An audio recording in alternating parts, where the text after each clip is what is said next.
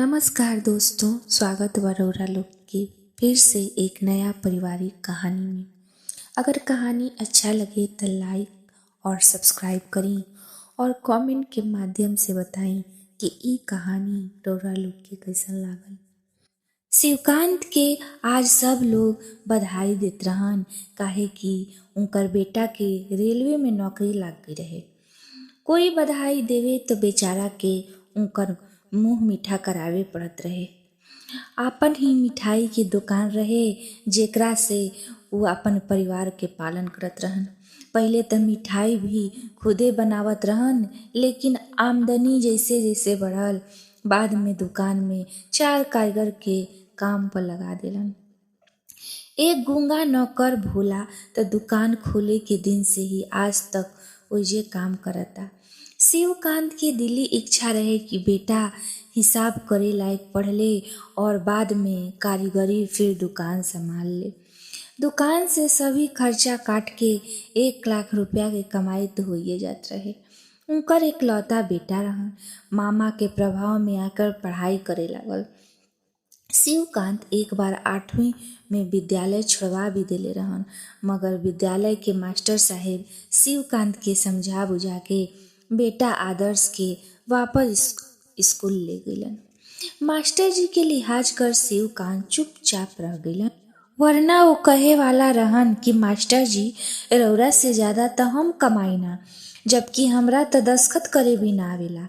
बेटा की नौकरी लागे के खुशी बस इतने रहे कि पूरा जिला में लोग शिवकांत के नाम जान गई रहन। बेटा के ज्वाइनिंग में अभी महीना भर के समय रहे तो शिवकांत ओकरा के साथे लेके दुकान में पहुंचलन। बेटा के वो आज ई सबक देल चाहत रहन कि नौकर तो नौकरे होला, चाहे प्राइवेट हो या सरकारी। मगर बेटा के दुकान पर बैठते ही ओकर दोस्त आवे लगलसन और कुछ उधार तो कुछ मुफ्त और कुछ डिस्काउंट पर सामान खरीदे और खाए लगलसन। तो शिवकांत बेटा के बहाना से घरे भेज देलन, काहे कि उनका लागत रहे कि आज उधार पर ही पूरा दुकान बिक जाई। बेटा के ज्वाइनिंग मद्रास में भई रहे और उ पिछला 3 महीना से ओइजे ड्यूटी में लागल रहे। उस अगला सप्ताह में घर आवे वाला रहे। गुप्ता जी घर में अगरबत्ती देखावते वक्त ऐसन फिसलन कि पैर के हड्डी टूट गई। अब स्टाफ के भरोसे होटल के छोड़ना उनका गंवारा त ना होत रहे, फिर भी जैसे तैसे 2 दिन बिस्तर पर कटलन और बेटा के आवते ही दुकान पर भेज देलन। गुप्ताइन तो एकरा खातिर खिसियात रही। आदर्श दुकान पर आते ही दुकान के पुरान कुर्सी टेबुल सब बेच देलस।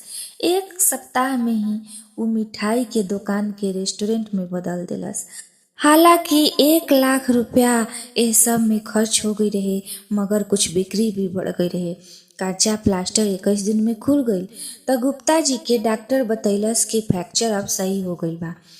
बायां पैर पे ज्यादा वजन ना देते हुए रउरा चल फिर कर सकतानी।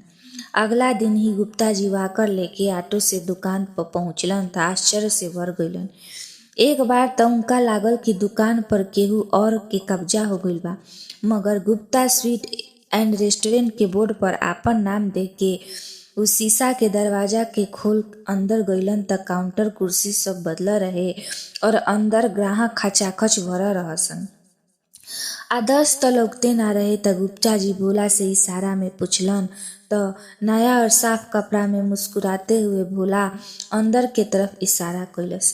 गुप्ता जी देखलन कि वो मिठाई के क्वालिटी चेक करता तो उ आवाज देके ओकरा के बोलस के डांटते हुए गुप्ता जी कहलन कि इतना खर्चा काहे के कैला। तो आदर्श कहलस कि बाबूजी हम अपन कमाई के पैसा लगैले बानी और रोज बिक्री भी 2 गुना हो गईल बा। चमकते रेस्टोरेंट के देख गुप्ता जी तो मने मने खुश हो गईलन और पिछला 15 दिन के बिक्री देख के और भी खुश हो गईलन। आदर्श बतैलस कि उन काउंटर के 2 गो लइका रख देले बा और उनके निगरानी खातिर हम काल कैमरा लगवावे जातानी।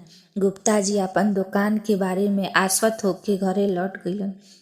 अगला दिन दोपहर में आदर्श गुप्ता जी के एक बड़का मोबाइल ला के देलस त गुप्ता जी कहे लगलन कि छोटका फोन से बात होते रहे, बेकार के फिजूल खर्ची काहे कइला। त आदर्श मोबाइल खोल के अपन बाबूजी के दुकान के पूरा दृश्य देखावे लागल त गुप्ता जी आश्चर्यचकित हो गइलन। बेटा बतैलस कि आज शाम के ऊ वापस जाता। गुप्ता जी और गुप्ताइन दोनों उदास हो गईली। आदर्श ड्यूटी पर चल गईल पर ओइजे से ऊ दुकान के सूद भी लेत रहत रहे। गुप्ता जी आपन आमदनी कई गुणा बढ़े से बड़ा खुश रहन।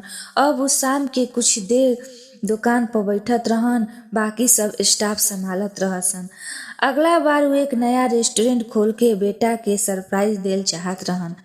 आज उनका बेटा के पढ़ल लिखल होखे के फायदा नजर आवत रहे और ई भी खुशी रहे कि बेटा नौकरी करे के साथ साथ बिजनेस भी चलावे के काबिलियत रखेला। दोस्तों, ई कहानी एजे समाप्त होता। अगर कहानी अच्छा लगे तो लाइक करी, सब्सक्राइब करी और कमेंट के माध्यम से जरूर बताई कि ई कहानी कैसन बा। दोस्तों, अगर कहानी अच्छा लगे तो सब्सक्राइब करना ना भूली। धन्यवाद।